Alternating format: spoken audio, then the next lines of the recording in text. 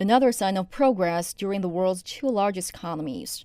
Chinese Commerce Ministry spokesman Gao Feng says teams from China and the U.S. have maintained communication on the matter. Gao confirmed that the trade talks will resume, but didn't specify when. They will follow the requirement of the consensus, based on equality and mutual respect. China's core concerns must be well solved.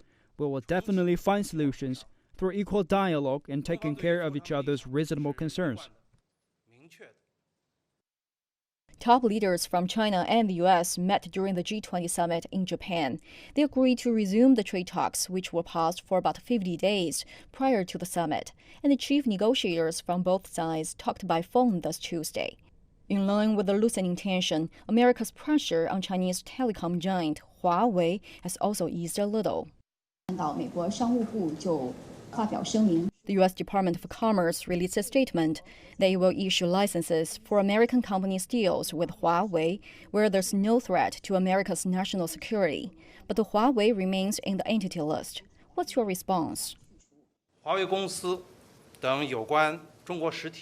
We noticed that Huawei and other Chinese entities are still on the list.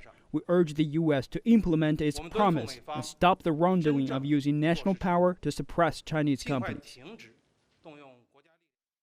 In late May, Beijing also announced that China will issue an unreliable entity list. Gao says that this entity list is currently in the works and will be issued soon.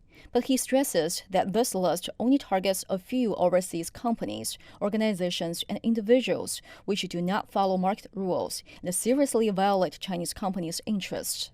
Most overseas enterprises are advised not to worry. Gao says China hasn't seen a large-scale withdrawal by overseas investors.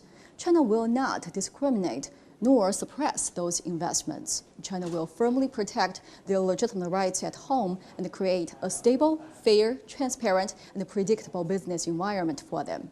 Wang Hui, CGTN, Beijing.